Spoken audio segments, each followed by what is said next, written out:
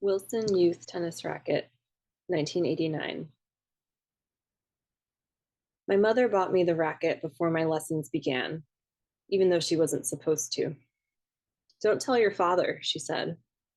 But I was 7 and not paying close attention, entranced by the shining web of nylon strings, the way they bled from red to yellow to green to blue to white, the way they stretched so tight that when I ran my fingers over the crosshatches, they released a gentle ring. Are you listening, Erin?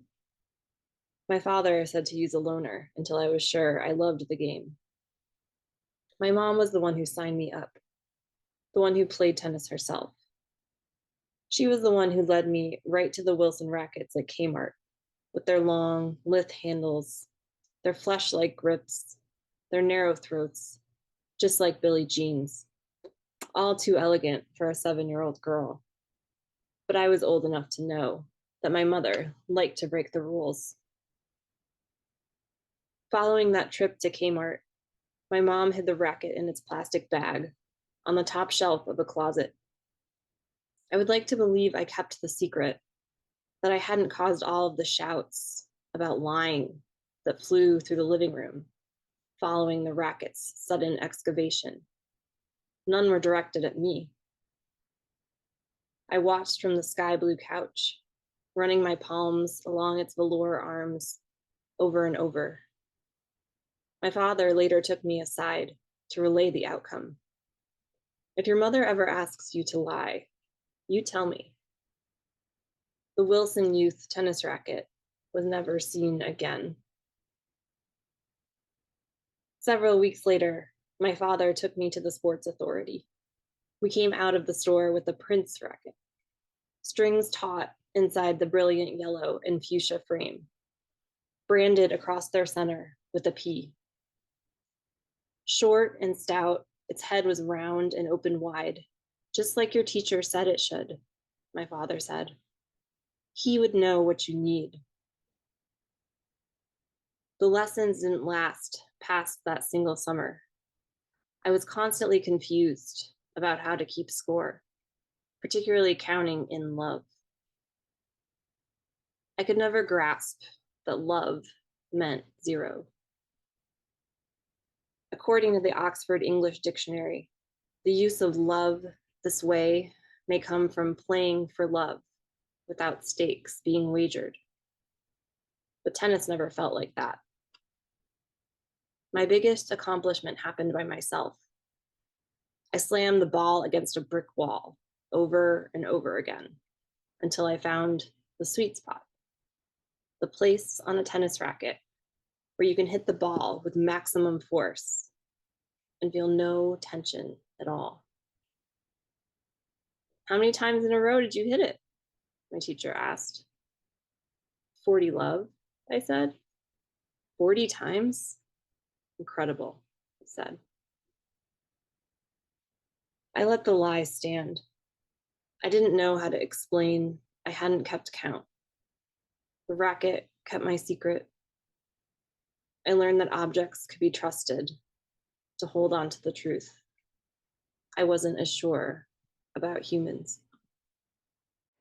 Hi, my name is Jade Teather, and I'm the musician for this segment. So I've been tasked with writing a song based on Erin Langner's work, Museum Labels for Missing Objects. And I really enjoyed her work. I loved how she kind of let you into her childhood and life and experiences, and you felt like you were part of it just through the description of these objects. So I attempted to do a similar thing in my song. I picked 3 objects of significance that, you know, throughout various stages of my life and childhood that hold memories. So, and tried to describe them. So yeah, I hope you enjoy. This is Lost Objects.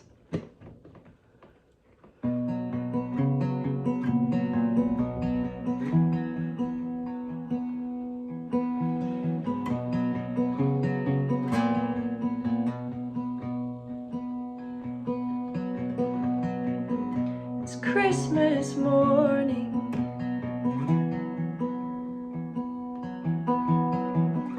and I hear footsteps on the roof. They say I just missed a man in red climb up the chimney, but my little sister needed proof.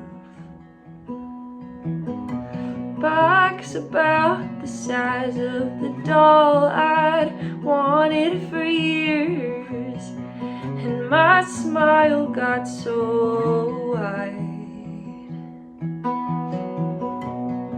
I couldn't rip the paper off fast enough.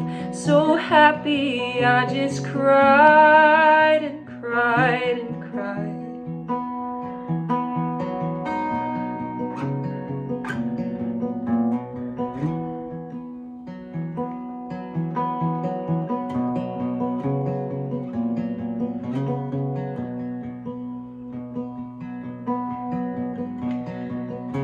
Pink and orange baseball cap, a few sizes too big for my head. Left it in a wildlife park in Cape Town on a safari the summer I turned 10. And all the lions were out for dinner, fur stained red in the zebra's head. It was dark and way too scary for my sister. I lost my hat, but I felt like such a big kid.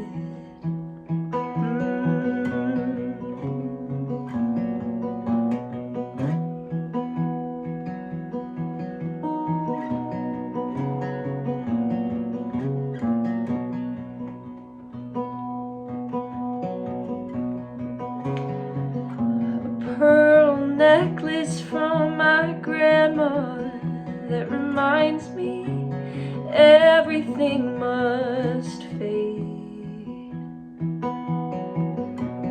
I want her to wear her jewelry and live forever, but I'm learning that it has to be this way. So I think about the shoes she'd pair it with, high fashion clothes and old fashioned words. I picture her my age, draped in pearls at a party, and I don't understand why getting old has to hurt. I don't know why getting old has to hurt.